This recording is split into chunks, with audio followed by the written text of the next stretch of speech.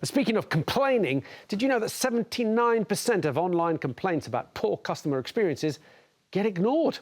That's right. Well, the complaining cow, Helen Dewdney, is here to share tips on making your voice heard and potentially getting your money back or getting your problem solved. Georgia, are you any good at complaining? Well, I need to get your advice on this. I'm too much of a people pleaser, so I need to know how to be a little bit sort of stronger in my tone, and I sort of want to be polite and make it okay for them. So yes, I need to actually get better at it, and I need to find the right tone because I still want to be polite. I'm with you. I'm always conscious that the person I'm dealing with is probably not responsible for the misery that I'm having. And I've worked in a call centre, and I know the misery of working in one. I'm thinking, I don't want to ruin this person's day, but how am I going to push it? Jeff, have you got any techniques? It's quite the opposite. I am the descendant of the great Jan, the scourge of Merton Council, who used to complain. Once got a free holiday because we went to a caravan site. We went in the caravan and the toilet wasn't flush. We got a whole week's free holiday. And she used to have this great strategy where she'd rock up at the council if she had something, you know, that needed done on the flat. And she put down this big flask of drink there. And that was her sign that that's full and I'm not going anywhere. So I could never live up to her standards, but she was a legend in the complaining game. Oh, I love it. Now, Helen, you're an expert at this, really successful complaining cow books as well. So you've got 4 tips for us. So where do we start? Paper trail is your #1 tip. Yeah, absolutely. Always in writing and being polite. You know, okay, so it's still important to be polite. Okay. It's still important to be polite and objective because, you know, if you're getting a letter from somebody that's complained about somebody and they're being really rude, why you're not going to want to help them. So it's in your interest to be polite and objective and just put those facts down about what has happened. But in writing gives you that paper trail so that you can take it further. So if you're going to go to an ombudsman or you're going to go to court or whatever, you've got that paper trail, and if you're doing it on the phone, you haven't got that. And it's easier to be polite. You're less likely to lose your temper because you can always go delete, and then write it again.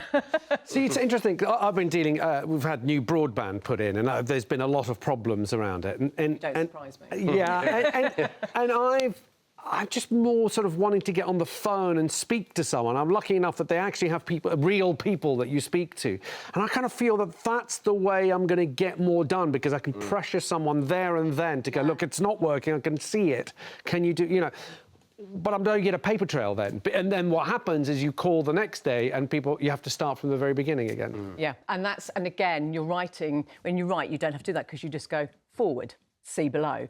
Whereas that's going to, if you've been on the phone for half an hour, you've just got to go through all that again. And there's nothing more frustrating when that happens, when you think, I have said this problem about 6 times over to various people. And that's it. And that's one of the common things that people really hate about complaining is being sent from pillar to post. Yeah. And if you've got that, if you do have to phone, if it is an emergency, always get the person's name and say, I'm going to follow this up with an email and say, I spoke to this person, and so then you get back into that evidence trail. Aren't phone calls logged anyway? You know, because often they sort of say it's being recorded, logged, but I don't think they're recorded all the time. They always say that they're recorded, so you know they quite proudly at the beginning, just to warn you, our calls are monitored and recorded for training purposes. But the moment you ask them for the recording of those, it's sometimes easier. So we did that a few times in a recent situation that we had, and it certainly seemed like those recordings didn't exist, and that helped our case. Sounds to me like you complain a lot, Jeff. I savour. I get the big flask out. I'm in. It's a subject access request, information you have on me, and so they have to give it to you for free. Let's move on to your next point. Quote the consumer law. I like this one. So I think the moment you start quoting law on people, it's like, oh, they know what they're talking about. Absolutely. The amount of people who come to me and say, I've been complaining like this, I've done it 3 or 4 times, and just go, well, mention the Consumer Rights Act 2015, that'll focus them and they'll give you your address. And 9 times out of 10, 99 times out of 100, it'll work. I think my mum used to just make them up. Statutory right 17, paragraph. she would just pull out off the top of their heads. But yeah, the moment you sound like you know what you're talking about. Okay, so should you get more specific? Right. So what are the handy ones that you should be sort of referring to? There are a few, like there's unfair contract terms, there's unfair contract acts, but the main one you want to know about is the Consumer Rights Act 2015. So that means that items have to be of satisfactory quality, last a reasonable length of time, match the description, and be free from defects. Now, if your item has broken that, then they've broken the Consumer Rights Act. So within 30 days from purchase, they have to give you a full refund, and after that time, it's repair or replacement. But you don't need to know subsection 55 of paragraph 42. You don't need to know all that. You just need to know those key points and just say, and you don't even need to know those bits, really. You can just say, under the Consumer Rights Act 2015, I'm entitled to a refund. And Helen, does this also cover services as well as items? It does, because you also have, services have got to be carried out with reasonable skill and care. So gosh, okay. you I've done a few corporate gigs over the years. I mean, it's interesting where they could have made that case. I mean, what we tend to agree in my job is time. You know, so you're going to do 20 minutes or you're going to do 30 minutes, but there aren't any actual contractual guarantees that it's going to be funny, because I suppose funny is subjective. I suppose that's the difference. You can say I'll be there at this date, this time, and I'll talk for that long, and with any luck, people will laugh. Do you know also what? that if you're working as a business to business, that would be business to business. So the Consumer Rights Act wouldn't. Do you know what? It'd be an interesting case. I'm not saying we should do this, but it'd be an interesting case to get an audience member of one of your shows to come to you for a refund of a ticket under Consumer Rights Act 2015. So your member of the audience could do it. You can do it as. It could be like the new. It could be like the new PPI claim, can it? Have I been to a really terrible gig? Get your money back here. Ultimately, would be for a court to decide if you can't come to a resolution. So there you go. Court? Well, you'll be all over the papers, Jeff. Really It'll be fantastic. Free PR and everything. Think of the PR. Is this joke funny? And, you know, half the nation... Really glad I brought this up, actually. What a terrible idea. Right. Next one that you say is very important, to give people a deadline. Why is this important? Because I think it focuses them. If people they've got 500 complaints, and this person is saying, I want a response by 5 days, and if I don't get it, I'm going to go and do this. That's going to go, oh, we need to deal with this one first. Because it shows, if you're saying that you're going to do something else, and then you're going to do it. So they want to try and alleviate that. OK, giving people a deadline. And finally, an appropriate threat. Yeah, and that's what is an appropriate threat? No, you shouldn't ask my mum that. She had her own ideas on that.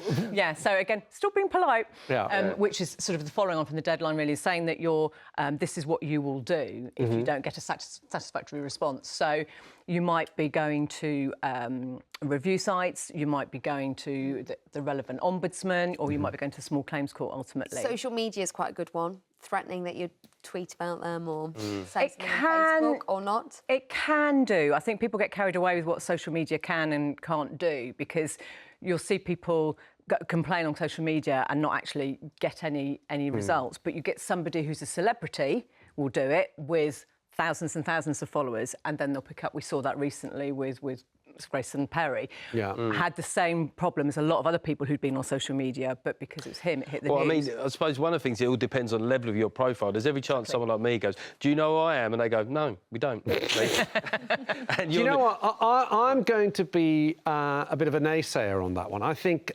particularly with celebrities, to be very careful when they're complaining on social media. Why? Because of scams. And we've seen this before.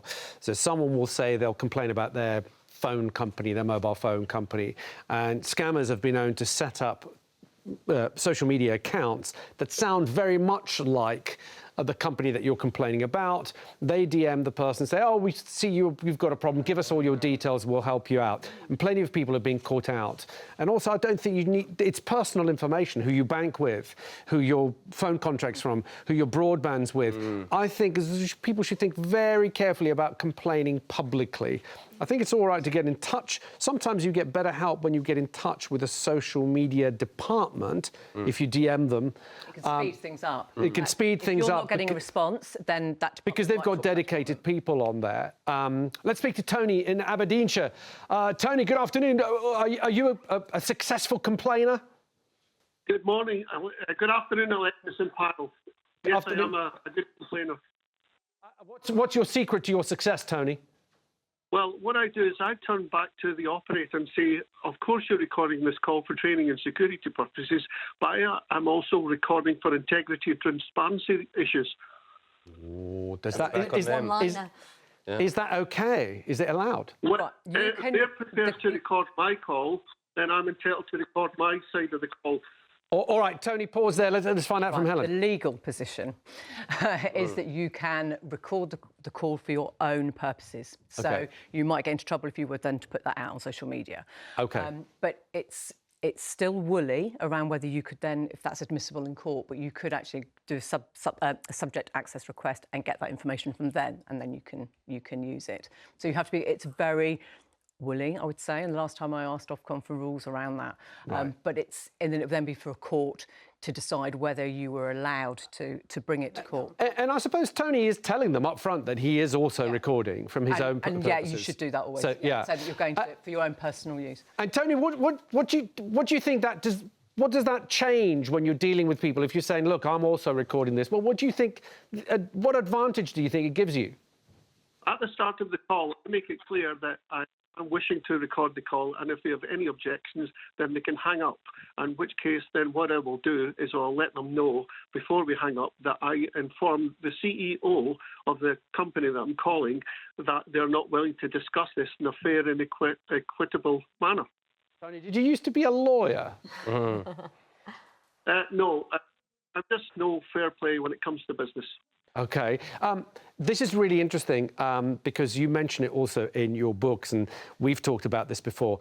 Getting in touch directly with CEOs can be a very good move. Tell us a little bit about how you can do that, because it's not as tricky as it sounds. It's really easy. You hear sometimes sort of people going, "Oh, I've gone to company's house and I've done this and I've done that." No, go to ceoemail.com and that will list all of the companies in the UK and further, in fact, and it will give you the CEO's email address. So if a company is not putting the email address on their site, which we're seeing a lot of companies doing because they don't want you to email because they don't want you to have the paper trail, you can go to the CEO. Now, very few will respond personally, although some do, and some do it some of the time because they're actually keeping an eye on what actually is happening in their company. But it will go usually to an escalations team. So it does get it in there, and it does. Yeah. Well, paper I mean, trail. to add to the mythology of my mum, she once, and I got a Sega Mega Drive, and it was something to do with Virgin at that time, and she got me up to their office in a personal apology from Richard Branson and a brand new Sega Mega Drive. What? She was, yeah. She took you to the offices. Maybe. Yeah, we went. Maybe she was the original complaining cow. The sort of, I don't know where I've heard her called worse. I've been called a heck of a lot worse, I can tell you. Let's speak to Gary in Kent. Gary, how are you at complaining? Hi, how you doing? Oh, good, thank you. Afternoon. Go, What Gary. it is, try and condense as much as I can. Going back 16 months, we had 4 pairs of French doors installed. The initial installation, the doors were the incorrect size. We then had the contractor back to put their new doors in, supposedly the correct size. During this time, we also had issues with the Georgian bars coming unstuck, coming unglued. And now the doors that we have got, we still have issues with drafts blowing through to the extent it actually blows out a light that's held by it. So we've got to the point now, we don't want the guy back anymore. We really would like to confirm that our rights are that we can say to him, we don't want you in the house anymore, and we want a full refund. Have we got the right to say that? Bearing in mind, we have already given him one opportunity to put things right. Yep. Under the Consumer Rights Act 2015, you only have to give them one chance to repair. So you're entitled to services to be carried out with reasonable skill and care. And I think we can safely say that's not reasonable skill and care. So you can ask for your money back. You can say that you would like another company to come and do it, and then you can bill them. So there are a couple of things that you can do, but I would certainly threaten the small claims court with them as well if they don't adhere to the law. But usually if you say that kind of thing, it helps. If you go to money claim, online, you can actually go to as if you were going to go to the court, so you can put in all of the details in that, the costs and everything, and then just before you click submit and you pay your money, take a screenshot, put that in with your email or your letter as well, and that will really focus them that you're serious about what you're going to do. Get Money Claim, is that a website, is it? It's the government website for going through the small claims court. Lovely, that's perfect. Thank you much indeed. Thanks for your help. Okay. Oh, I like that. Gary, Gary, do me a favour, if you're still watching, Certainly. let us know what happens. Get back in touch, Alexis Conran at channel5.com. Send us an email, because if that's been successful, then I want to hear about it, or just let us know how successful it has been. Thank you. So when you're complaining, what are the key words that you should be using when you Set the laws? Yeah. But I tend to use sort of words like I'm utterly appalled. This is. But it's got to be sort of in context. You can't sort of say, "Oh, my kettle's broken." I find this absolutely outrageous. I shall be writing to the Times. But it's outrageous that you've had 6 phone calls or you've had 6 letters with a company that haven't fixed your windows. Yeah. That's pretty outrageous. So I'm disgusted. But disappointed is quite a good one. Oh, no one likes to be told that they've been a I'm not angry disappointment. with you, I'm just disappointed. I've used my daughter. Yes. I'm not angry. I'm disappointed. Yes, but do you get then told that's not how it works? Spot the mother of a teenager. Yes. But so the key is using the appropriate words. But disappointed is quite a good one because particularly if you've been a loyal customer, because you can say I've been a customer of yours for 10 years and I'm really disappointed that this has happened. I'm not going to use you again because of this. I would like assurances that this is not going to happen bewildered. again. I'm disillusioned. I've got to throw in all of it, man. Yeah.